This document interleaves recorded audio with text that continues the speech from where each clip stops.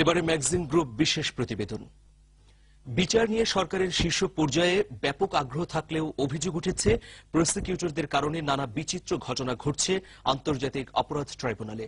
মানবতা বিরোধী অপরাধের অভিযোগে আটক মাওলানা দেলোয়ার হোসেন সাঈদীর বিরুদ্ধে সাক্ষীদের আদালতে না এনে পুলিশের কাছে দেয়া বক্তব্যকে সাক্ষ্য হিসেবে নেয়ার পর খোদ সাক্ষীরাই বলেছেন তারা চাইলেও ট্রাইব্যুনালে তাদের হাজির করা হয়নি। বিস্তারিত কামরুজ্জামান বাবলুর রিপোর্টে।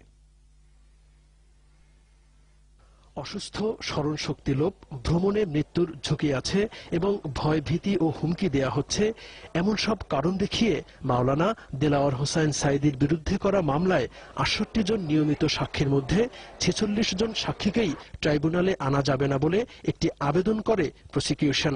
এরপর ১৫ জন সাক্ষীকে ট্রাইব্যুনালে না এনে তদন্ত কর্মকর্তার কাছে দেয়া তাদের বক্তব্যকে সাক্ষ্য হিসেবে গ্রহণ করে আদালত।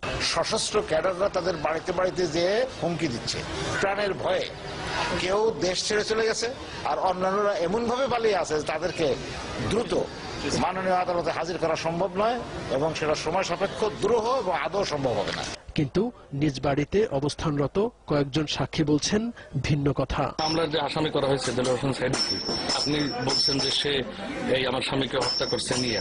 না না না, এরকম পাশে কথা কইতেন না বাবা, এরকম কত কম গাও না, আমি একজন মসজিদ এইরকম কথা কইতেন, আমি ঘরে চিনি এরা দেই এরা জানি না। সাক্ষী চাই আমার কাছে, আমি বলি না লিখতে কোনো সাক্ষী দেখতে পারবো না, আমি যেটা জানি সাথে বলিয়ে যাবো। আমার মায়ের সাজি হিসেবে মারে নাই, তার দেহিও নাই, মিলিটারিতে পাকশন তারা মারছে।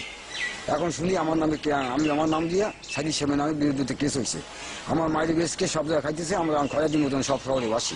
মিথ্যা চাকরি দিতে পারবো না, আমার দুইটা তিনটা দিয়েও নেয় সাক্ষীতে, আমি উচিত ছাড়া মিথ্যা দিতে পারবো না।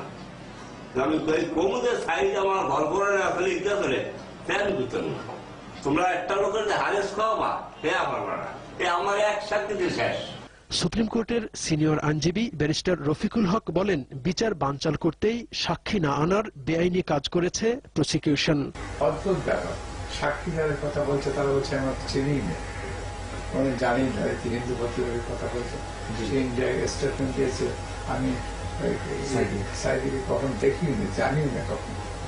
ঠিক, ইটস নট প্রপার, এগুলো আমি চ্যালেঞ্জ করলে মুশকিল আছে।